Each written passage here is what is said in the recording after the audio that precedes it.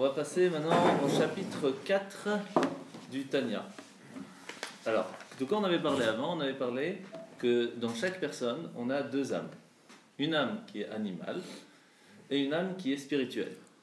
Pourquoi c'est normal qu'on en ait deux? Tout simplement parce qu'il y en a une qui vient, qui nous dit il faut que tu manges, il faut que tu dormes, il faut que tu boives, tu as besoin d'un corps physique.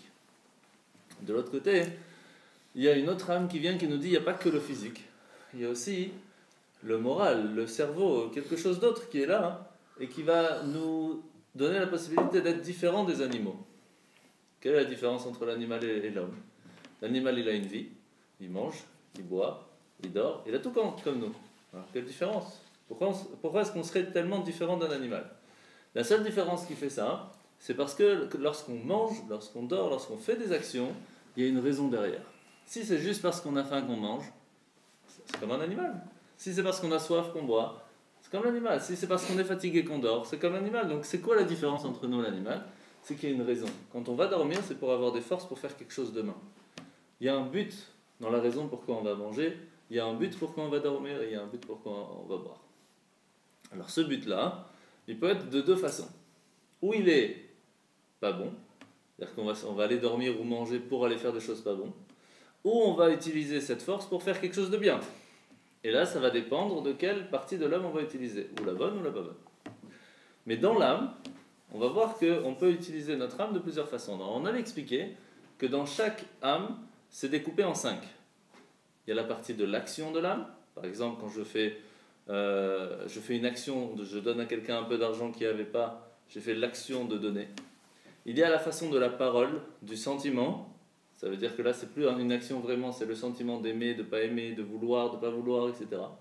Il y a le sechel, l'intelligence, réfléchir à la Torah, se concentrer sur la prière, c'est un autre niveau, c'est déjà plus intellectuel. Il y a le quatrième niveau qui est utilisé que très rarement, c'est celui qu'on utilise lorsque c'est au-delà de toute logique. Lorsque, par exemple, on n'a pas spécialement envie de se lever pour aller à la Sina, et on se lève quand même, on va contre notre nature et on va, donc on utilise une force qui est au-delà de la nature physique. Le corps n'a pas envie de se lever, il est fatigué, il est tranquille, il n'a pas envie. Et on va au-delà. On n'a pas envie de manger kasher, on mange kasher. On fait quelque chose au-delà de ce qu'on a l'habitude. C'est le quatrième niveau. Il y a un cinquième niveau, c'est celui de Yechida. C'est celui que tout le monde a et que tout le monde sait. Très rarement on l'utilise dans l'année. Une fois tout le monde l'utilise, c'est Aneila de Kippour. C'est le moment où on est tous ensemble. Quoi qu'il se passe, on a une âme juive et que même si on peut faire les pires choses qu'il y a dans le monde, on sera toujours attaché à Dieu. Ça, c'est le niveau de Yechida, qui vient du mot Yachid, qui veut dire unique. On a un lien unique avec Dieu. Maintenant, dans l'âme spirituelle, c'est ce niveau-là, mais dans l'âme animale, elle a la même chose. Il y a l'action de faire une bêtise, ou même de manger, qui n'est pas spécialement une bêtise, mais qui n'a pas de but derrière si on n'utilise pas aussi l'âme spirituelle. L'âme animale, c'est pas notre... Il ne faut pas se battre contre l'âme animale. Il faut la raffiner. Lorsqu'on va manger, c'est pas mal. Mais il faut manger avec une bénédiction, avec une raison, avec pourquoi. Lorsqu'on va parler, lorsqu'on va avoir des sentiments d'amour, de haine, etc., il faut qu'il y ait une raison derrière. Si c'est juste comme ça, haine gratuite ou amour gratuit, c'est dommage, il manque quelque chose. Mais lorsqu'on a un amour pour faire du bien, on aime notre prochain, on aime nos parents, etc., alors il y a une raison derrière, donc on a mis quelque chose dedans. Il y a l'intelligence, on peut aller étudier des choses qui ne vont pas servir à grand-chose. On peut aller essayer de comprendre comment faire des bêtises. Vous savez qu'on peut utiliser notre âme animale pour aller réfléchir à faire un braquage, par exemple. Donc on peut utiliser notre âme aussi. Mais on peut aussi utiliser notre âme pour aider à faire du bien. Tout dépend comment on utilise notre intellect. Et puis il y a aussi faire au-delà de la logique. On sait très bien que faire telle bêtise, ça va nous tuer, et pourtant on l'a fait quand même. Très classique. Et il y a quelque chose encore plus fort, c'est que lorsque quelqu'un est tellement attaché au plaisir physique qu'il peut oublier tout ce qu'il y a autour et il va faire ce qu'il a envie de comme plaisir. Là, c'est déjà plus grave. Ça peut arriver aussi. Mais on a tous ça à l'intérieur de nous. Ça, c'est la fonction de l'âme. Maintenant, on va voir que on a expliqué dans le dernier chapitre, donc ça c'était le 1 et 2, maintenant on va parler du chapitre 3. On avait parlé qu'il y a à l'intérieur de chaque âme 10 sphirotes. Sphira, c'est quoi? On a dans l'intellect 3 niveaux. Le niveau de Chorma, ça veut dire le niveau où on va commencer à avoir le début de l'intelligence, le début de la compréhension de quelque chose, mais ce n'est pas encore compris. On a le niveau de Bina, c'est le développement. Donc on prend l'étincelle, l'idée, on le développe. Et il y a date, c'est la connaissance, ça veut dire qu'on va prendre ce qu'on a compris et on va le mettre en action. Et ça, c'est plus rare, beaucoup plus rare. Comment on voit ça? Parce qu'on peut très bien être super religieux, connaître toute la Torah et pas faire spécialement du bien. Qu'est-ce que ça montre? Qu'on a compris, on a développé, mais on ne l'a pas mis en action. Donc beaucoup de monde peuvent utiliser leur intellect, leur connaissance, même des grands docteurs, des professeurs, tout ce que vous voulez, mais tant que ce n'est pas mis en action, tant que le corps n'a pas eu le message de l'intellect, il n'y a rien. Combien de personnes ils ont beaucoup dans la tête et qui en fin de compte ils font rien? Comme on avait expliqué, qu'on peut très bien prendre un disque dur, mettre toute la terre à l'intérieur, mais il n'y a pas de vie. La même chose, on peut avoir très bien quelqu'un qui a énormément de connaissances et pourtant qui ne fait rien. Donc c'est pas parce qu'on a étudié que spécialement on va réussir à être meilleur. Il faut réussir à faire le lien entre l'intellect et le cœur. C'est ça la difficulté. Dans le sentiment du cœur, on a 6 niveaux. On a le niveau d'aimer, le niveau de bonté, le niveau de sévérité, le niveau du mélange des deux. Lorsqu'on éduque un peu, des fois on est plus gentil, des fois on est plus sévère, on a un petit peu mélange des deux. On a le niveau du gagnant, le niveau de la base, on essaye toujours de faire les bases bien comme il faut. Et il y a plusieurs niveaux comme ça. Et le dernier, Malchut, c'est celui qui va transmettre, le roi. Celui qui est là, il dit je ne suis pas là tout seul, je suis là aussi pour les autres, donc on va transmettre. Ça, dans le côté animal, on a ça, dans le côté spirituel, on a ça aussi.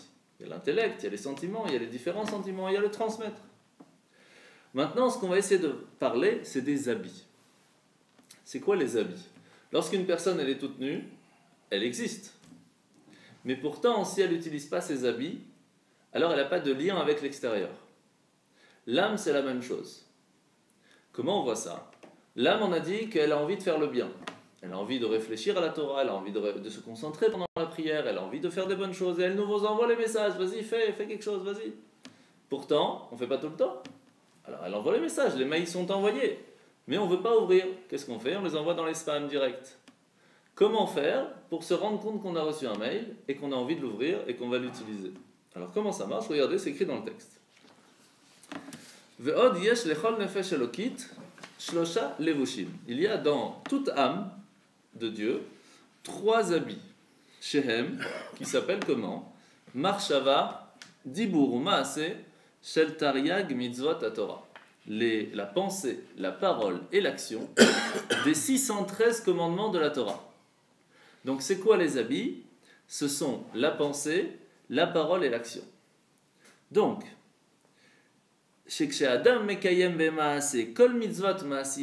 lorsqu'une personne, elle va faire dans l'action tous les commandements, ou bedibour et dans la parole, ou asek bepirouche kol tarek mitzvot. Il va aller apprendre et lire tout ce qu'il y a pour expliquer comment faire les commandements. Veilchotehem et leur loi. Ou bemarshava et dans la pensée, ou masig kol mashef sharlo la asik bepardes Torah. Et dans la pensée, il va essayer de réfléchir et de comprendre, de développer la connaissance de tout ce qu'il y a dans le pardes de la Torah. Vous vous rappelez c'est quoi le pardes? Oui. Pardes, ça veut dire un jardin. Dans le jardin de la Torah, il y a 4 niveaux. Le P de Pardes, c'est Pshat, le sens simple. Lorsqu'on lit, on traduit. Le Resh, c'est Remez, c'est les allusions qu'on peut trouver dans la Torah. Le Drash, c'est les explications qu'il y a dans la Torah. Et le Samer, c'est le Sod. Le Sod, c'est la Kabbale. D'accord? Avec la lut, Tariag Evre Nafsho Milevushim, mais Tariag Mitzvot à Torah. Là, on va s'arrêter, on va expliquer. Dans la même façon que dans l'âme, il y a les 613 commandements, eh bien le corps a été construit et fait avec 613. Comment il y a 613 dans le corps? C'est très simple. On a 248 membres et 365 nerfs. 248 membres pour les 248 commandements positifs et 365 nerfs pour les 365 commandements négatifs. Ce qui fait qu'il y a un lien dans chaque membre par rapport au commandement qu'Hachem nous demande de faire. Lorsqu'il y a un souci dans un membre, c'est qu'il y a un souci dans le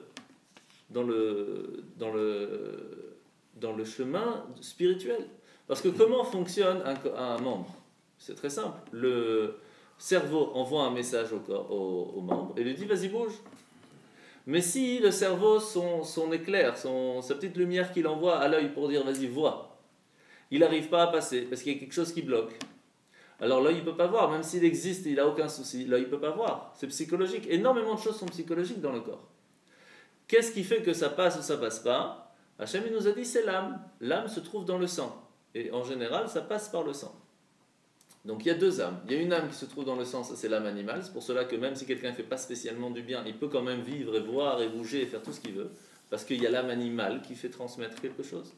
Mais il y a quand même une âme spirituelle qui se trouve partout dans le corps et qui est plus spécialisée dans le cerveau. Plus spécifiée là-bas. Et lorsque l'âme spirituelle, qui elle est basée sur les 613 commandements, c'est elle qui envoie les forces à tous les membres et à tous les nerfs. Et lorsqu'il y a un souci quelque part, il y a un lien avec lequel. Le problème, c'est que nous, on ne connaît pas assez de Kabbale pour savoir quel est le membre qui va avec tel nerf, quel est le membre qui va avec tel mitzvah, etc. etc. C'est pour cela que lorsqu'on va chez des grands kabbalistes, des rabbis, etc., et on lui dit voilà, on a tel problème, telle personne il est malade, il y a tel souci, etc., ils savaient voir à l'intérieur de nous quel était le souci spirituel qui faisait le problème. Et il faut savoir qu'il y a des commandements qui sont très généraux, c'est-à-dire qui donnent la possibilité à la personne d'arranger, de raffiner tous les soucis d'un coup. Peut-être pas à 100%, mais en tout cas de faire passer, comme si un bon Doliprane qui fait passer un peu tout, pour toutes les lumières réussissent à passer. Pour combien de temps, de quelle façon et de quel niveau, ça dépend après la personne. Mais il y a des choses comme ça, comme quoi par exemple, Shabbat. Lorsqu'on essaie de faire Shabbat un maximum, Shabbat c'est une des seules, puisqu'il y a seulement 3 mitzvot dans la Torah, où il est écrit à l'intérieur que c'est un signe entre nous et Dieu. C'est-à-dire que choisir si on est lié avec Dieu ou pas, recevoir entre guillemets la force divine de Dieu pour pouvoir réussir à vivre comme il le faut de la meilleure façon, c'est 3 mitzvot. Shabbat, Brit Mila, la circoncision, et le Tav, c'est Tefillin. Lorsqu'on a au moins un de ces 3, on a un lien avec Dieu. Et à ce moment, un tout petit truc que je sais que je vais faire. Alors il était embêté le rabbin, parce que qu'est-ce qu'il va choisir lui? C'est pas évident de trouver. Alors il a demandé au Rabbi Dovavitch. Vous savez qu'est-ce qu'il a dit? Il a dit, dites à la femme de mettre une nappe blanche sur la table de Shabbat. Tous les vendredis soirs, de mettre une nappe blanche pour Shabbat, et à la fin de Shabbat, elle peut l'enlever. Elle dit, il n'y a pas de problème, il n'y a rien de très compliqué de mettre une nappe blanche spécialement pour Shabbat. C'est-à-dire que quand on va chez elle vendredi soir, il y a toujours une nappe blanche sur la table. Qu'est-ce qui s'est passé? Elle a mis une nappe blanche, donc elle a ouvert le chemin pour que la lumière puisse venir. Quelques semaines plus tard, elle a dit, si déjà il y a la nappe blanche, il faut faire le kiddush. Si après quelques semaines, si déjà on fait le kiddush, alors on allume les bougies. Si déjà on allume les bougies, on va mettre les chalotes. Si déjà on allume les chalotes, on a les bougies, on a le kiddush, alors autant faire tous ensemble, on va raconter un peu la paracha, etc., etc., etc. Et puis ça a évolué. Parce que tout simplement, lorsqu'on ouvre la porte à la lumière vient, puis après, la lumière, ça n'a pas de limite. D'accord? Il n'y a que nous qu'on peut mettre un stop à la lumière. La lumière, lorsqu'on allume la lumière, toute la pièce est allumée. Mais il faut laisser au moins une fois la lumière arriver. Lorsqu'elle est arrivée, ça allume partout. Le truc, c'est que tellement de fois on a de noir autour de nous, la lumière, elle doit pousser un petit peu. Mais même une petite lumière repousse énormément d'obscurité. Alors maintenant, on a dit que ça s'appelle un habit. L'habit, ça n'a rien en soi. L'habit, c'est quelque chose qu'on peut changer. Maintenant, il faut savoir aussi que l'habit, c'est quand même assez extraordinaire. On avait expliqué ça une fois. C'est quelque chose qu'aujourd'hui, c'est devenu une mode. Alors que je vais vous raconter une histoire et vous allez dire, mais on est fou de payer tellement d'argent pour des habits. Pourquoi?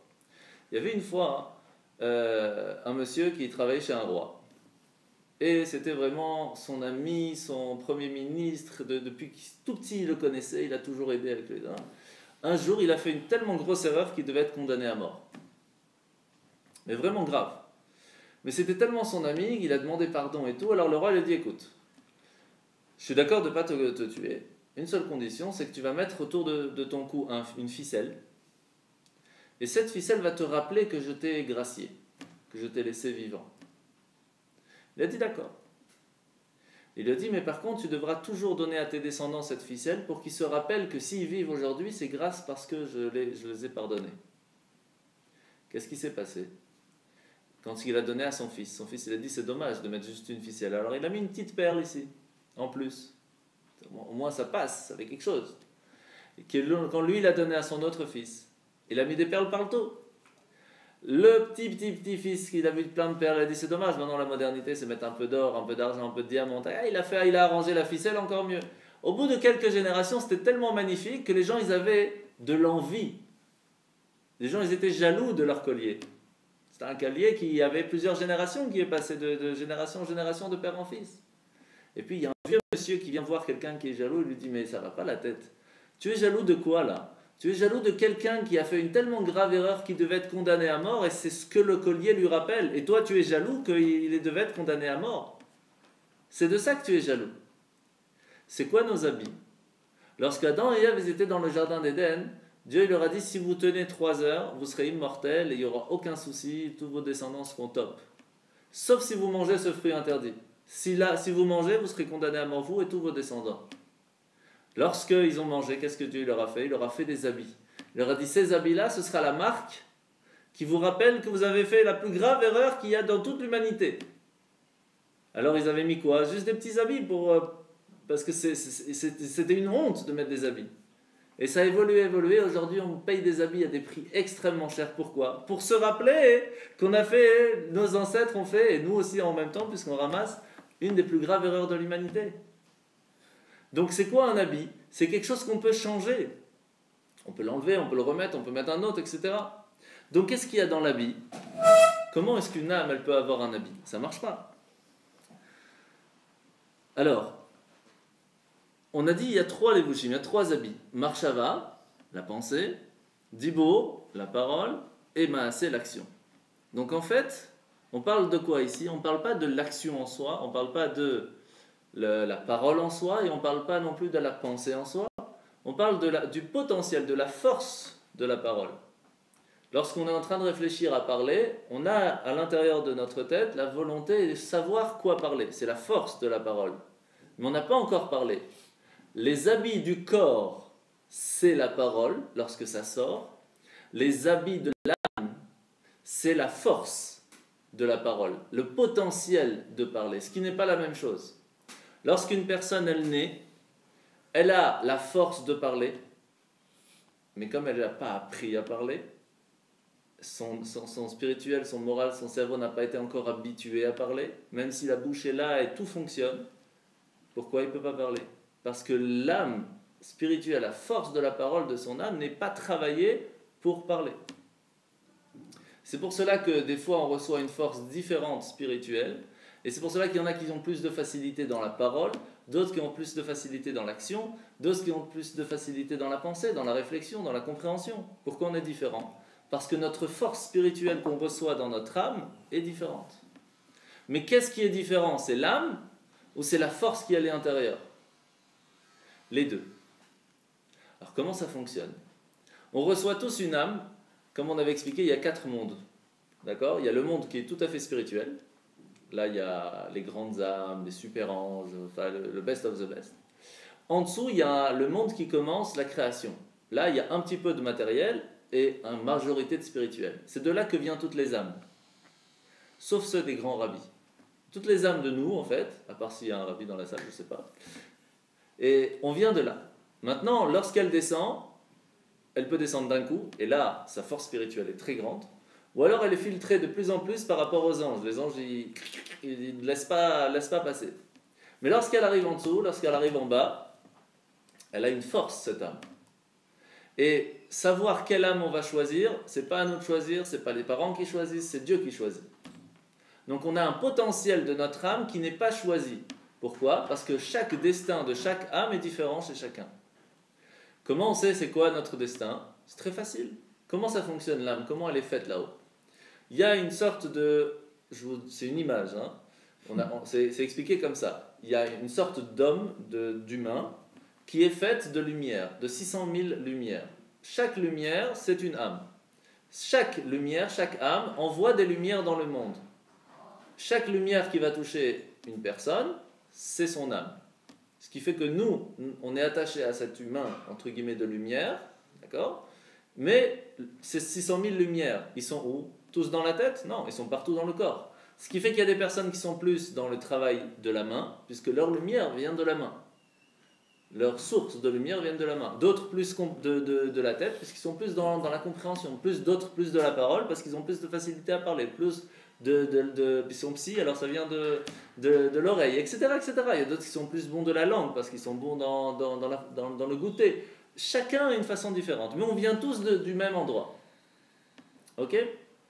Maintenant, qui va choisir de où on vient? Ça, c'est Dieu. Ce qui fait que notre destin, de qu'est-ce qu'on doit faire pour faire que l'humain de lumière soit le plus beau possible, ça, c'est pas nous qu'on a choisi. Et c'est Dieu qui nous dit c'est comme ça. Mais par contre, il y a une chose qui peut être choisie. Et ça, c'est choisi par les parents. C'est quoi? C'est la force de la potentialité de l'enfant. Comment ça fonctionne? Ça, c'est les levushim de l'âme, les habits de l'âme. Les habits de l'âme, ça veut dire la force et le potentiel de la pensée, de la compréhension de l'enfant.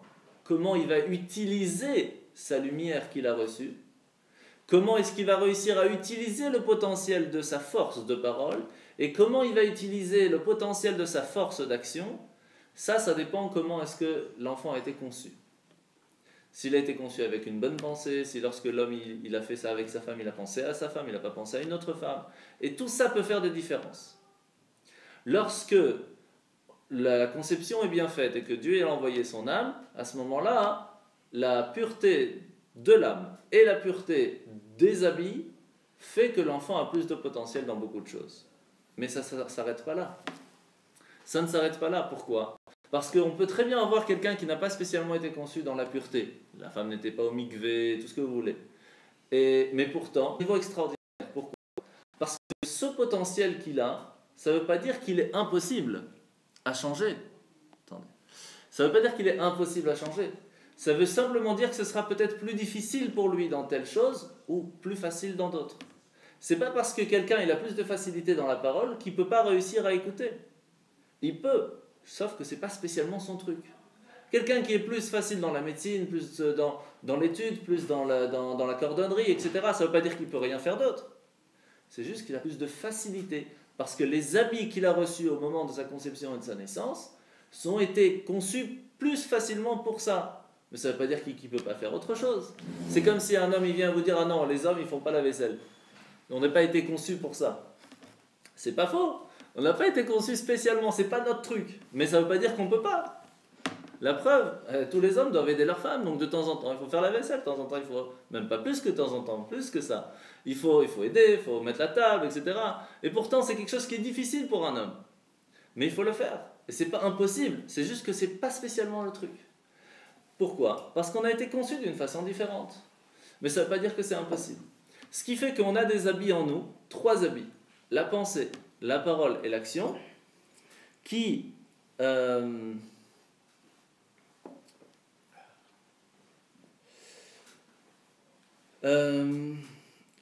ont une force différente en chacun. Maintenant, dans la parole par exemple, on sait très bien qu'il y a une chose qui s'appelle lorsque le cœur parle, le cœur entend.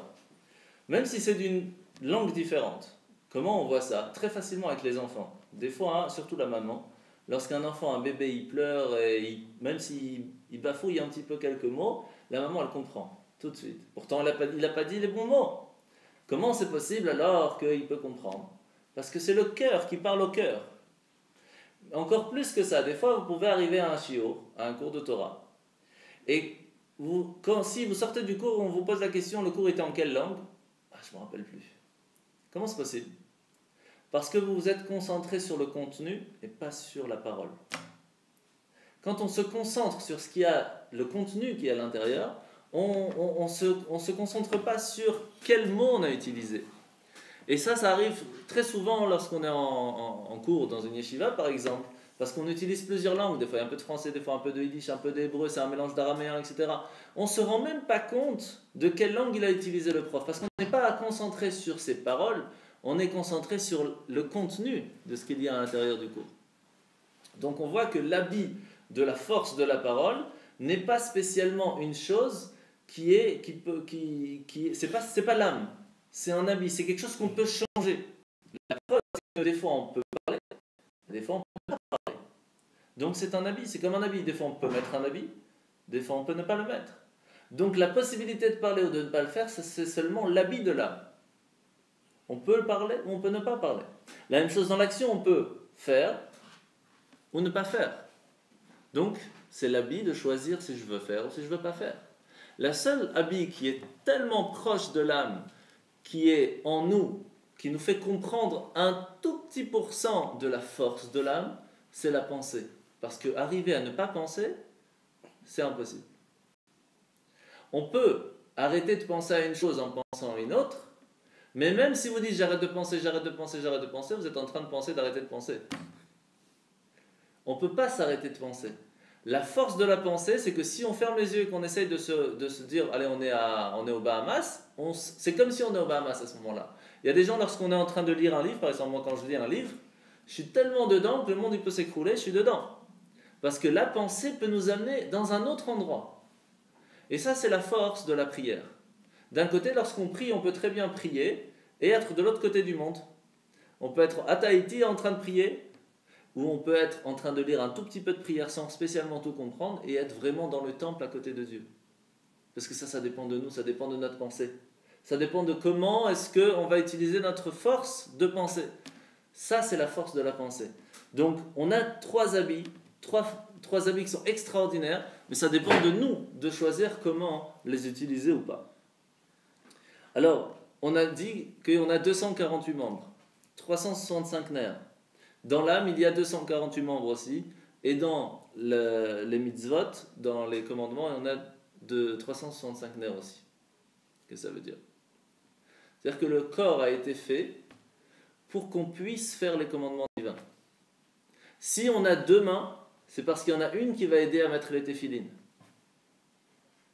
Pourquoi on a une main qui est plus forte oui. C'est comme ça. C'est peut-être l'inverse, non? Ça veut dire? On avait deux mains avant d'avoir des téphilines. Non, c'est ça la force. Pourquoi est-ce que l'âme spirituelle a dit au corps « construis-toi de façon à avoir deux mains » Parce que le but de l'homme, c'est de mettre les téphilines. Et donc, il a créé deux mains pour qu'il y en ait une faible et une forte pour mettre les téphilines. D'où on voit la preuve de ça. Il suffit de lire un petit peu les histoires ou d'entendre des gens qui racontent les histoires avec le rabbi de Lubavitch, et pas que celui-là de maintenant, même d'avant, des grands rabbis.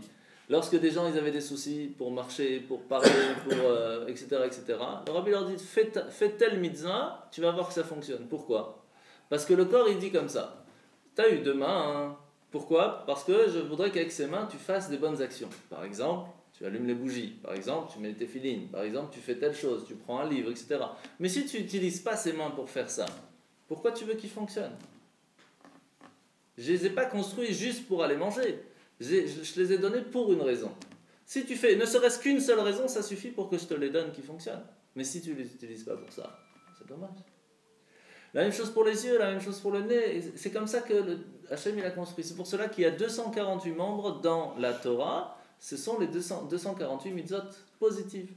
Et c'est ces commandements positifs qui nous donnent la possibilité d'utiliser nos 248 membres que nous avons en nous. Et la même chose pour les nerfs. Il y a 365 nerfs pour les 365 mitzvot négatives. Chacun a un lien avec un autre. Et okay. On étudie ça, quel est le lien? Non, ça on ne connaît pas. Il y a quelques-uns qu'on connaît, mais pas tous. C'est facile à comprendre. Les mains, c'est les téphilines, c'est pas très compliqué. Mais il y en a d'autres, c'est très difficile à comprendre. Mais il y a des mitzvot, il y en a qui sont généraux. Il n'y a pas une description. Non, c'est pas écrit clairement. Quand on apprend le Zohar, oui, mais il faut aller apprendre encore. Et puis vous savez, c'est comme si je vous dis, quelqu'un qui vous dit, moi j'ai compris 100%, quand on allume les bougies, ça fait une lumière magnifique dans le monde, alors moi je peux pas ne pas allumer les bougies. Ok? Qu'est-ce que tu comprends? Tu comprends que c'est important, tu peux comprendre que c'est tellement important que même Sarah, elle allumait, quand notre matriarche elle allumait, c'est connu, c'est écrit qu'elle allumait dans la tente, que ça durait une semaine jusqu'à l'autre vendredi. Et on peut même comprendre que quoi? Que c'est pour racheter la faute de Chava, de Ève, lorsqu'elle était. Comment on peut comprendre ça? Étant donné qu'elle avait la lumière du monde dans sa main et qu'elle l'a fait éteinte parce qu'on était éternel à cause de la faute, et ben elle a éteinte la possibilité de vivre éternellement et donc on meurt à cause de ça. Donc les femmes allument les bougies pour pardonner la faute de Ève. Ça aussi on peut comprendre. Mais est-ce que quelqu'un peut vous dire, vous savez, moi, pas seulement j'ai compris tout ça, mais lorsque j'allume les bougies, je vois la lumière que ça amène en haut dans le ciel. Est-ce qu'il y a quelqu'un qui peut vous dire ça? Non. Qui peut vous dire ça? Quelqu'un qui vit avec le monde spirituel. Pour lui, toute sa vie, c'est le monde spirituel. Des grands rabbis, eux, ils voient ça. C'est pour cela que lorsqu'il vous dit, toi, il y a un truc qui ne va pas, qu'il y a un lien qui n'est pas bon entre toi et Dieu, entre la force de ton corps et la force de ton âme, il y a un lien qui ne va pas, il y a un court-circuit quelque part, en faisant ça, ça va l'arranger. Mais nous, on ne peut pas comprendre ça. On peut peut-être apprendre ça, mais comprendre ça, ce n'est pas la même chose. C'est ça la différence. Donc, En règle générale, les 3/4 des commandements, c'est tous dans l'action. Pourquoi? Tout. Mettre les tefilines, manger kasher, faire la bracha, tout ça. C'est tous de la parole. C'est une action de parler. Puisque vous savez que lorsqu'on fait la prière, par exemple, et que les lèvres ne bougent pas et qu'on ne s'entend pas, on n'est pas quitte. Si on fait que lire avec les yeux, on n'est pas quitte. Il faut dire avec les mots, il faut qu'on puisse s'entendre. Shema, Israël, il faut faire une action. Donc tous les commandements sont basés avec l'action. Il y a quelques commandements qui sont liés avec la parole, comme par exemple la tefila, la prière, l'étude, la teshuva. Vous savez que la teshuva, c'est un lien avec la parole. Pourquoi? Parce que demander pardon, c'est pas que dans la tête, il faut le dire aussi. C'est pour ça qu'il y a une prière où quand on veut demander pardon, par exemple à Kippour, on fait al-khet, on demande pardon, on tape sur le cœur, etc. Il faut, comment ils disent, il faut sortir de sa bouche, il faut dire, il faut exprimer les bêtises qu'on a fait pour être pardonné. Mais il y a aussi des choses qui sont basées avec la pensée. Et là, c'est des grandes mitzvot. Alors, lesquelles, par exemple? Dans l'étude, c'est avoir la compréhension, réfléchir. Parce qu'on peut très bien, il y a plusieurs niveaux d'étude. Il y a le niveau de lecture, c'est aussi une étude. Il y a le niveau de lire et traduire, c'est aussi bien. Mais lorsqu'on va comprendre, c'est déjà un autre niveau. Et comme je vous ai expliqué, dans le niveau d'étude, de compréhension, il y a 3 niveaux. Il y a comprendre que c'est magnifique, développer dans notre tête que c'est magnifique, et le meilleur niveau, c'est lorsqu'on a compris, on le met dans l'action. Ça, c'est le plus haut niveau. Ça, c'est faire, vraiment utiliser la force de l'âme de la pensée. D'accord?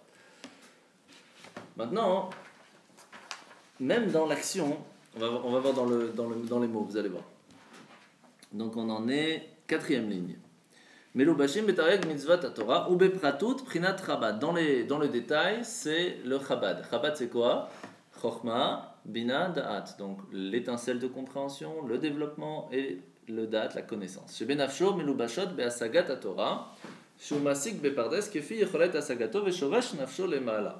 Donc on voit que même s'il va aller étudier tout le pardes, ça veut dire le détail, le sens simple et même les secrets de la Torah, il pourra arriver à comprendre et à avoir une connaissance qui sera basée sur la racine de son âme.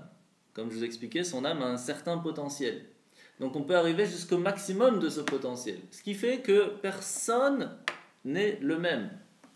Personne.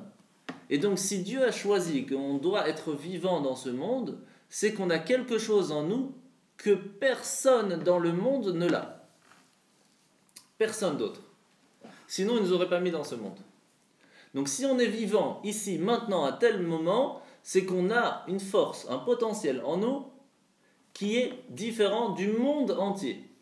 Lequel, à nous de choisir, à nous de chercher. Mais on a quelque chose de différent des autres. Vers midot, et dans les midot, ça veut dire les sentiments, dans la façon de se comporter. Shehen, ira ve'ava ve'anfehem ve'toldatehem, melubashot bekiuma mitzvot bemaase ou bedibur shel talmud Torah shekeneged kulam. Là, dans le comportement, dans le sentiment qu'on peut avoir pour faire les commandements, on peut le faire de 2 façons. On peut le faire avec amour et on peut le faire avec crainte. C'est quoi la différence? Quel est le plus important d'après vous, l'amour ou la crainte? D'après vous? C'est mieux de faire les commandements parce qu'on a la crainte de Dieu ou parce qu'on a l'amour de Dieu? L'amour, c'est toujours mieux. Sauf que lorsqu'on est, qu'est-ce qu'ils nous disent nos parents? C'est ou tu fais ou tu ramasses. Après qu'on a compris ça, ils nous disent, bon, puisque tu as fait, tu reçois un bonbon. Et puis lorsqu'on grandit un peu plus, il nous dit attention, tu vois maintenant tu as grandi, ça, il ne faut pas faire. Sinon ça ne va pas. Et si on arrive à ne pas faire, on reçoit des bonbons. Et en fait, on évolue comme ça toute notre vie. C'est-à-dire qu'on ne peut pas se dire il n'y a que la crainte qui existe, et on ne peut pas dire il n'y a que l'amour qui existe. C'est pas possible. Parce que s'il n'y a que l'amour, on est sûr qu'on va tomber au bout d'un moment, et si on est toujours trop strict, on est sûr qu'on va tout lâcher au bout d'un moment. Ça ne va pas, c'est pas possible. On a besoin des deux tout le temps. Et ça, les parents, ils le comprennent, en règle générale, pas toujours malheureusement, mais en règle générale, ils comprennent que ça fonctionne un peu comme ça. C'est pour cela que des fois, on est gentil, des fois, on est plus strict. Pas méchant, mais on est plus strict, c'est pour le bien des enfants. Donc, dans la façon, comment est-ce que Dieu il veut qu'on fasse les commandements qu'il nous demande, quels qu'ils soient, on doit avoir l'amour de Dieu et on doit avoir la crainte de Dieu. Alors, faire attention, il y a une grande différence entre l'amour de la récompense et l'amour de Dieu, entre la crainte de la punition et la crainte de Dieu. Ça n'a rien à voir. Lorsqu'on fait pas telle bêtise parce qu'on s'est appris qu'on va ramasser, c'est bien, au moins on ne le fait pas. Mais c'est pas la crainte de Dieu, c'est la crainte de la telha. On a peur de ramasser derrière. Par contre, la même chose dans la récompense. Ah, moi je vais faire bien ce Shabbat parce que j'ai un bon business, je dois signer, alors je vais venir à la synagogue. C'est bien, c'est super. Mais là, c'est pour l'amour de qui? L'amour de nous-mêmes en fait, l'amour de la récompense. Mais l'amour de Dieu, ça n'a rien à voir. À quel moment ça arrive? En règle générale, envers ses parents, ça se réveille très très tard. Quand est-ce qu'un enfant, en fait, c'est là depuis tout petit, mais très vite ça s'oublie. Regardez quand les enfants ils sont petits, ils vous font un petit dessin. Maman je t'aime, papa je t'aime, je t'ai fait un petit truc juste pour que tu sois fier de moi. Ce sentiment, il part très très vite. Et il va se refaire, il va se reconstruire beaucoup plus tard. Lorsque un enfant, vers 15, 16, 20 ans des fois, 25 ans même, il va venir, tu sais, regarde, j'ai réussi mes études, je me suis battu pour réussir, pas pour moi, pour que tu sois fier de moi. Ça, c'est un vrai amour qu'on peut avoir envers ses parents. Et lorsqu'on va tout faire pour ne pas que nos parents y pleurent, c'est pas de la crainte, c'est pas de la peur, c'est du respect. C'est ce qu'on appelle la crainte des parents. La même chose avec Dieu. Lorsqu'on arrive à un moment où on se dit je vais faire quelque chose pour Dieu parce que je l'aime, avec tout ce qu'il m'a fait pour moi, jusqu'à aujourd'hui il m'a donné de quoi vivre, j'ai encore de quoi manger, j'ai encore un toit pour vivre, j'ai eu des enfants et ils sont bien grâce à Dieu, j'ai pu les marier bientôt, je suis en train de m'occuper d'eux. Alors tellement avec tout ce qu'il m'a fait, je vais quand même faire quelque chose pour lui. Là, c'est pas pour nous qu'on fait, c'est pour le remercier. C'est ce qu'on appelle l'amour pour Dieu. Arriver à un niveau comme ça, c'est pas évident. Et la crainte de Dieu, pas la crainte de la punition, la crainte de Dieu, c'est lorsqu'on se dit, regarde, avec tout ce qu'il me fait, avec tout ce que moi je fais quand même, j'ai pas envie qu'il soit triste de me voir faire ça, alors je vais pas faire. Ça, c'est déjà un bon niveau dans la crainte de Dieu. Il y a encore d'autres niveaux, mais disons que c'est le plus facile à comprendre. Lorsqu'on arrive à ça, on est arrivé au premier niveau d'amour de Dieu et de crainte de Dieu. Ça, les midot, c'est quelque chose de très important et c'est la base. C'est la base parce que si tu fais les commandements simplement parce que tu es obligé, alors il n'y a pas de cœur. Il n'y a rien. C'est pour cela que c'est pas du tout évident de se dire ouais, moi je mets les tefs tous les jours. Ok, mais on les met pourquoi? Parce qu'on est obligé, on a l'habitude depuis qu'on est tout petit, 13 ans, on met tous les jours, on fait tchic-tchac la prière et tout. Et à l'autre qui n'est pas spécialement obligé, qui va mettre une fois, il va faire le schéma Israël, il va penser, il va dire regarde, tu vois Dieu, j'ai fait quelque chose pour toi. Et bien ces 30 secondes qu'il a mis, c'est peut-être 10 000 fois plus grand que des années que ces jeunes ils ont mis la prière. Pourquoi? Parce qu'il n'y a pas eu de cœur dedans. Lorsqu'il y a un cœur dedans, ça n'a rien à voir. Comment on voit la différence? C'est très simple. Allez voir quelqu'un que vous voulez lui demander quelque chose. Et vous allez le voir dire bonjour, tu pourrais me donner 100 euros? Bonjour, ça va, tout va bien? Vous allez le voir, bonjour, comment ça va? Ça me fait plaisir de te voir et tout, ça fait longtemps, nanana. Tu pourrais pas me passer les 100 euros s'il te plaît? Ah, rien à voir. Il y a du cœur dans la parole, il y a une façon de parler, il y a quelque chose. Donc lorsqu'on met les tâches, on fait la prière, on peut faire tout le livre, hein, tout le livre. Dieu dit ouais, c'est sympa, ok, c'est bien, c'est bien. Tu m'as dit bonjour, bon ok. Bonjour, je suis là, au revoir, à demain. Au moins on a dit bonjour, c'est sympa. Mais lorsqu'on se lève et qu'on dit bonjour avec cœur, comment ça va, tu m'as manqué, je viens de me réveiller, je veux penser à toi avant de commencer ma journée, ça n'a rien à voir. Et même entre hommes et femmes, c'est la même chose. On se lève le matin et on dit bonjour à son mari ou à sa femme. Bonjour, au revoir, à bientôt, à tout à l'heure. Ou alors on dit bonjour, comment ça va, comment t'as bien dormi, est-ce que je peux t'amener quelque chose, je vais peut-être au magasin tout à l'heure, est-ce que tu veux que je te ramène quelque chose? Ça n'a rien à voir. Rien à voir. Et ça, c'est la différence dans la prière, si c'est fait avec amour, si c'est fait avec crainte, ou si c'est fait avec rien du tout. Et la base de tous les commandements, c'est l'amour. Mais pour pouvoir arriver à l'amour véritable, on doit passer par la crainte, puis par l'amour, puis par la crainte, puis par l'amour. Et chacun à son niveau. Et personne ne peut vous dire, oui, moi je n'ai pas besoin de la crainte, je n'ai pas besoin de l'amour. Non, parce que ça ne marche pas comme ça. On a besoin d'abord de la crainte de la punition, puis l'amour de la récompense, puis des fois encore un petit peu encore. Et même des fois, lorsqu'on a 50, 60 ans, on a besoin encore de l'amour de la récompense. Parce que combien de fois on va à la prière et on dit, fais-moi une prière pour que je guérisse, pour que ça se passe bien dans mon job, Combien? C'est normal. Et pas seulement c'est normal. Dieu il nous demande de venir dans la prière pour demander qu'on soit en bonne santé. Dans la prière, il nous dit voilà, ça c'est la prière pour la santé, ça c'est la prière pour réussir, ça c'est la prière pour bien comprendre. Ça. Dans la prière, il nous demande de le faire. Mais il y a un détail qui est très important. C'est que presque jamais c'est écrit qu'on parle pour nous. On parle toujours pour tout le monde. Ça, c'est une grande différence. On ne doit pas penser à nous-mêmes, on doit penser à tout le monde. Lorsqu'on pense à l'autre, alors Dieu dit, puisque tu penses à l'autre, alors je te donne à toi. C'est ça aussi la différence qu'il ne faut pas oublier. Donc en fin de compte, le plus important c'est quoi? C'est la compréhension? C'est de parler? Ou c'est de faire, d'après vous? Imaginez que quelqu'un il est là, il dit je comprends que c'est très important de donner aux pauvres. Ah ouais, franchement c'est top, je comprends que c'est super important. Et puis il y a l'autre qui dit à tout le monde, faut donner. Et puis il y a l'autre qui dit pas grand chose mais il donne. Qui est le plus important? Donner. Celui qui donne. Ah oui, parce que le pauvre il est là, le pauvre, tu peux penser ce que tu veux, tu peux dire ce que tu veux, mais donne, tachlis, faut donner. Donc l'action c'est le plus important, d'accord? Donc,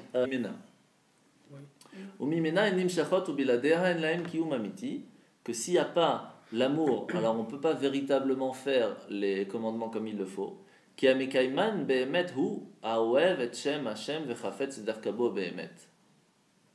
Que quand est-ce qu'on peut véritablement faire les commandements? Seulement quand on veut réussir à s'attacher avec lui. Et là, regardez la phrase qu'il va dire, c'est une tuerie.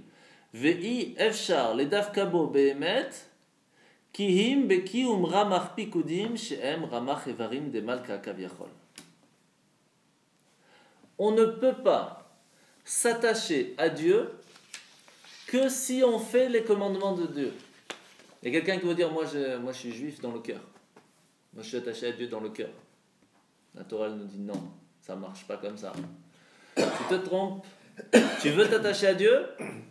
Une seule solution. Il faut faire les 248 commandements. Tu veux?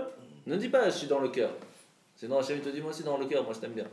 Non, mais comment tu veux t'attacher toi avec Dieu? C'est en faisant les commandements. D'accord? Pourtant, on voit quelque chose d'assez fort. C'est que l'amour qu'il y a entre un père et un fils, ou un père et une fille, l'homme Chanel, ou avec une mère, c'est sans faire spécialement quelque chose. Simplement parce que c'est ses enfants, il les aime. Et inversement, comme ce sont ses parents, quoi qu'il se passe, même s'il y a les pires problèmes qu'il y a, ça restera toujours ses parents, ça restera toujours ses enfants. Il y aura un lien qui est inévitable. Par contre, avec Dieu, ça ne marche pas comme ça. Si on veut s'attacher avec Dieu, il faut qu'on fasse un commandement. Au moins, quelque chose qui s'attache. Pourquoi? Pourtant, c'est très connu cette histoire que Hachem il nous dit t'inquiète pas, quoi qu'il se passe, tu seras toujours attaché avec moi. C'est connu cette phrase. Ça, c'est la différence entre qui s'attache avec qui. Que Dieu soit toujours attaché avec nous, ça c'est toujours. Parce qu'il nous a choisis. C'est notre Père. Et on est ses enfants. Mais que nous soyons attachés à lui, ce qui n'est pas la même chose, ça, on doit faire quelque chose. On doit faire une action. Pourquoi? Pourquoi c'est pas possible? Tout simplement parce que entre un père et un fils, c'est deux humains. Il y a un lien qui est là, qui est humainement compréhensible. Ce qui fait que le lien est automatique. Mais Dieu, c'est pas un humain. Dieu, c'est l'illimité. C'est quelque chose qui est au-delà de la nature, au-delà de la compréhension. Comment tu veux qu'un humain limité, tout petit, qui joue aux billes avec la planète Terre, comment un tout petit qui se trouve là-bas serait connecté avec l'illimité? Que lui pense à nous parce qu'il nous a créés, ok. Mais que nous, on arrive à s'attacher avec lui, qu'on arrive à attraper la main de Dieu, comment on peut faire? Alors il a dit, tu veux? C'est possible. Tu veux, c'est possible. Mais ne crois pas que tu dises ça suffit, que je pense à lui, que ça suffit. Non, ça suffit pas. Ça suffit pas. Si tu veux avoir une connexion avec Dieu, tu dois faire les mitzvot de la Torah. Tu dois avoir quelque chose qui t'attache à lui. Et ça, c'est dans l'action. C'est comme ça qu'il a voulu que ça se fasse.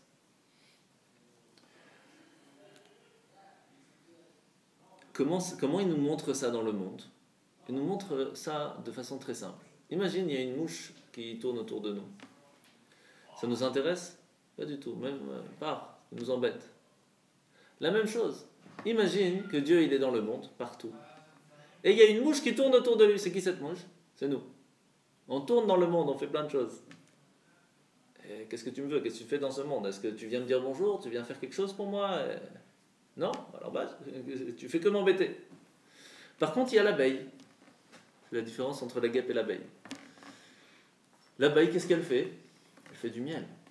Ah, tout de suite, les humains, ils font attention aux abeilles. Il ne faut pas les toucher, il faut appeler des gens spéciaux. Pourquoi? Pourquoi? Parce qu'ils font du miel. Ils font quelque chose pour l'humain. Tout de suite, les humains, ils disent attention, les abeilles, il faut faire attention. Là, là, ils sont protégés. Pourquoi? Parce qu'ils donnent quelque chose à l'humain. Les guêpes, appellent les pompiers. Vite, vite, c'est dangereux. L'humain, c'est la même chose. Hachem nous dit, vous avez deux possibilités d'être. Ou d'être comme une abeille qui va piquer comme une guêpe qui va piquer partout. Alors là, s'il y a besoin d'enlever, hop, on amène les pompiers, tchac tchac. Ou alors, vous pouvez être comme des abeilles qui vont amener du miel. Et la force de l'abeille, vous savez, quand on trempe, Rosh Hashanah, on trempe la pomme dans le miel. Pourquoi hein, le miel, alors que ça vient de l'abeille? Normalement, tout ce qui vient d'un animal pas cachère, on ne peut pas le manger. Si on prend du lait d'un animal pas cachère, on ne peut pas le manger, c'est pas cachère. L'abeille, on peut prendre le miel. Pourquoi? Parce que même si une personne, elle est comme une abeille, ça veut dire qu'extérieurement, elle fait plein de bêtises, elle n'est pas au top, etc. Si à l'intérieur de lui, elle trouve la possibilité de faire du bien, ça sera du cachère. Comment c'est possible? Parce que l'abeille, qu'est-ce qu'elle fait? Elle prend du pollen et elle le transforme à l'intérieur d'elle en miel. Mais elle a deux estomacs, entre guillemets. Elle a un endroit où elle mange, un endroit où elle transforme. Qui qu'à Rosh Hashanah, on trempe dans le miel. Pourquoi? Pour dire à Dieu, regarde, peut-être on n'a pas été au top toute l'année, mais on a fait quand même quelques petites choses dans l'année qui sont bien. Et donc on a une raison pourquoi être dans ce monde. La preuve, c'est qu'on a fait du miel. Si on a fait du miel, ne nous envoie pas les pompiers. Envoie-nous quelqu'un qui va s'occuper de nous. Maintenant, il faut savoir que dans le bonheur, ça c'est par rapport à Rosh Hashanah, on a deux sortes de bonheur. Un bonheur qui est facilement compréhensible, ça c'est celui de la pomme. Pourquoi? Parce que la pomme, c'est bon en soi, et le jus de la pomme, il est encore meilleur. Donc, ça c'est quand on a un bonheur facile à comprendre. Des fois, chaque membre qu'on va utiliser, on va avoir un lien avec notre âme. Que dans chaque âme, le Tikkun HaZohar, il nous dit, dans l'âme, il y a 248 membres. C'est quoi les 248 membres de l'âme?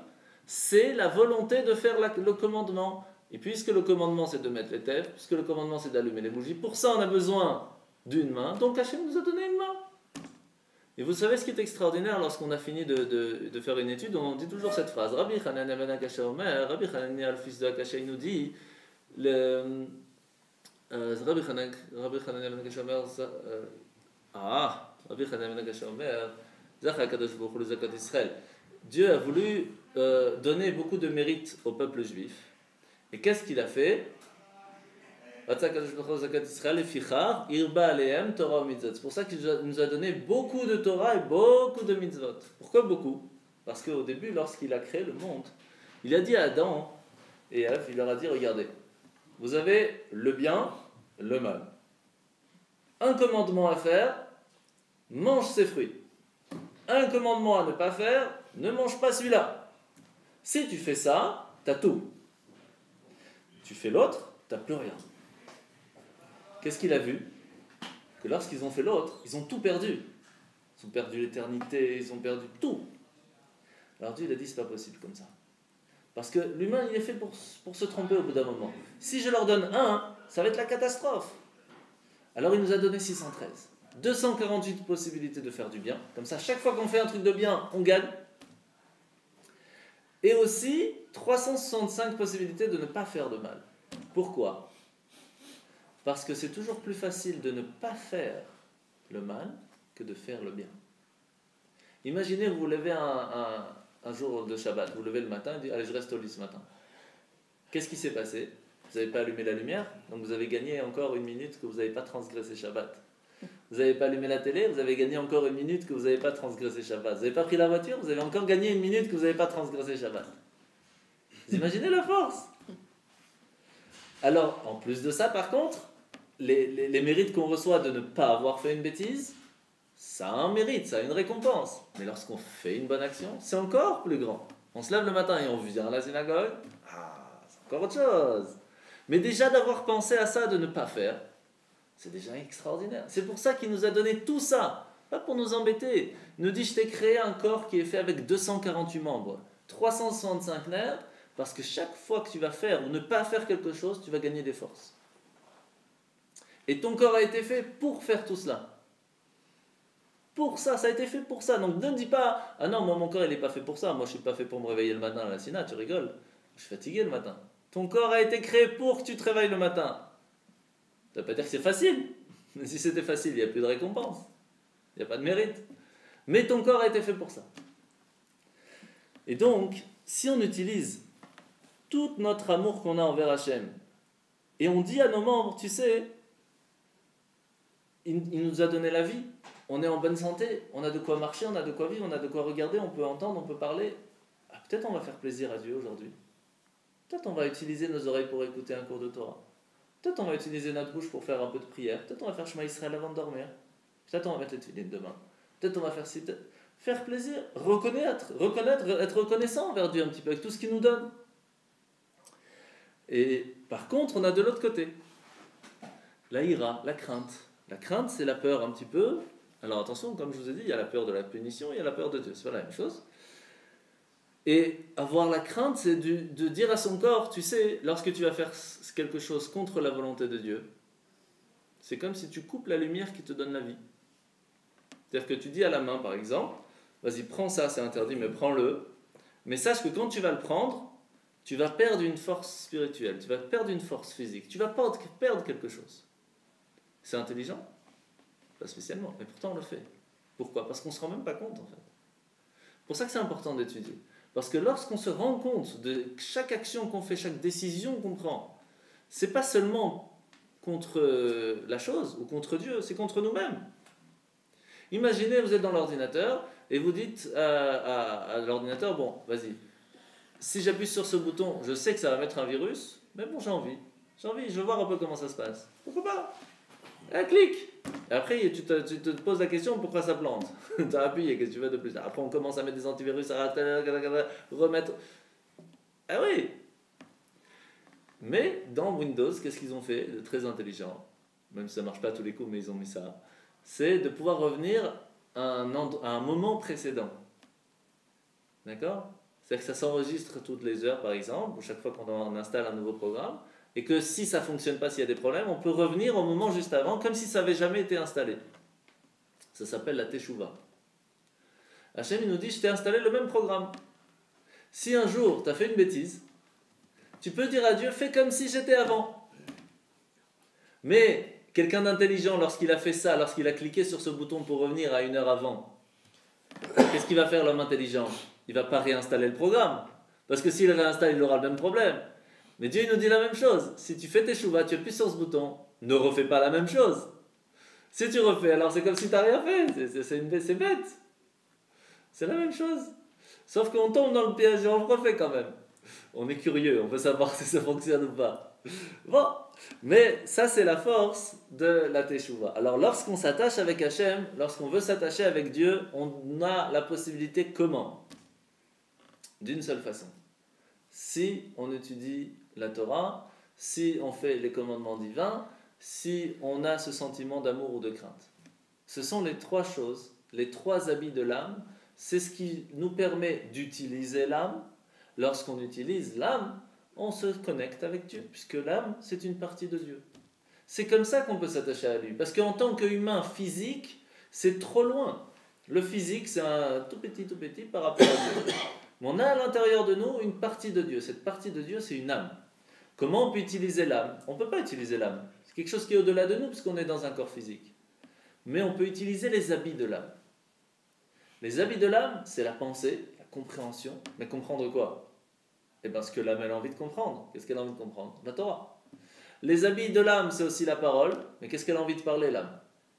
Elle a envie de parler d'Harry Potter, elle a envie de parler d'un peu de Torah, un peu de prière, etc. C'est de ça qu'elle a envie de parler. Lorsqu'on utilise notre parole pour parler ce que l'âme a envie, donc on s'attache à notre âme. Si notre âme est attachée avec Dieu, automatiquement on s'attache avec lui. La même chose dans l'action, et c'est ça qui est extraordinaire. Combien de grands rabbis dans la Torah on pose la question comment en allumant une bougie on peut s'attacher à Dieu? Quel rapport maintenant avec Dieu et la bougie? Tu crois que Dieu il a besoin que tu allumes une bougie? Ça lui change quelque chose? Mais Dieu il n'a pas besoin de notre bougie, il n'a pas besoin qu'on mette le tef. Il nous a demandé de le faire pour nous. Parce que quand nous on fait les tefilines, lorsque nous on allume les bougies, on s'attache avec notre niveau de l'action de l'âme et automatiquement avec Dieu puisque l'âme est attachée à Dieu. Donc c'est même pas pour lui qu'on fait, c'est pour nous. C'est pour que nous puissions être attachés à lui. C'est pour ça qu'il nous a donné. C'est pour ça que c'est écrit Ratza Kadosh Baruch Hu les Zakot et Israël. Il n'a pas voulu nous donner plus de mitzvot pour lui. Pour nous, il nous a donné plein. Pour que nous, on puisse s'attacher à lui de plusieurs façons. Alors, qu'est-ce qui est plus important d'après vous? L'habit ou l'âme?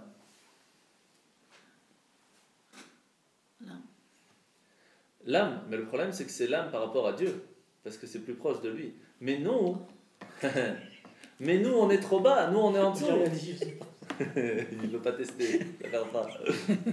Mais nous, qu'est-ce qui nous parle à nous? Si maintenant je vous dis, voilà, commencez à utiliser votre âme. Tu me parles d'une âme, moi je suis physique, et si tu me parles de l'âme, c'est des trucs dans le ciel. Donc, pour nous, ce qui est le plus important, c'est de raffiner l'habit de l'âme. Si on réussit à raffiner que notre pensée soit toujours des pensées positives, automatiquement l'âme va envoyer des rayons positifs et tout le corps sera positif. Lorsqu'on va toujours dire des belles paroles, on va faire que notre habit de l'âme soit le plus raffiné possible. Pas dire de gros mots, dire bien et pas bien, pas dire le mot mal, dire pas bien. Automatiquement, on va faire que notre parole soit le plus raffinée possible, et donc on se connecte avec l'âme et on reçoit des lumières qui sont positives. Si toutes nos actions, on essaye de les faire de la meilleure façon, automatiquement on va raffiner notre corps et nos actions, et on s'attache avec l'âme, et automatiquement on reçoit des mitzvot positives. C'est comme ça que ça fonctionne. Donc nous, notre travail, il n'est pas de commencer à aller chercher l'âme. Parce qu'on ne peut pas, ce n'est pas notre niveau. Mais on peut travailler sur les habits de l'âme. Ça, on peut travailler. Et ça, c'est la base du chapitre 4 de Tanya. On n'a fait que le début. Ça marche? Ça marche. Mais au fond, on revient toujours à la même chose. Il n'a pas voulu nous donner plus de mitzvot pour lui. Pour nous, il nous a donné plein. Pour que nous, on puisse s'attacher à lui de plusieurs façons. Alors, qu'est-ce qui est plus important d'après vous? L'habit ou l'âme?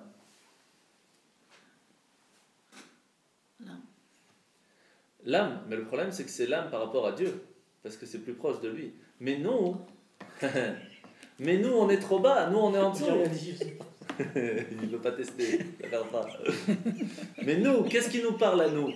Si maintenant je vous dis, voilà, commencez à utiliser votre âme. Tu me parles d'une âme, moi je suis physique, et si tu me parles de l'âme, c'est des trucs dans le ciel. Donc, pour nous, ce qui est le plus important, c'est de raffiner l'habit de l'âme. Si on réussit à raffiner que notre pensée soit toujours des pensées positives, automatiquement l'âme va envoyer des rayons positifs et tout le corps sera positif. Lorsqu'on va toujours dire des belles paroles, on va faire que notre habit de l'âme soit le plus raffiné possible. Pas dire de gros mots, dire bien et pas bien, pas dire le mot mal, dire pas bien. Automatiquement, on va faire que notre parole soit le plus raffinée possible, et donc on se connecte avec l'âme et on reçoit des lumières qui sont positives.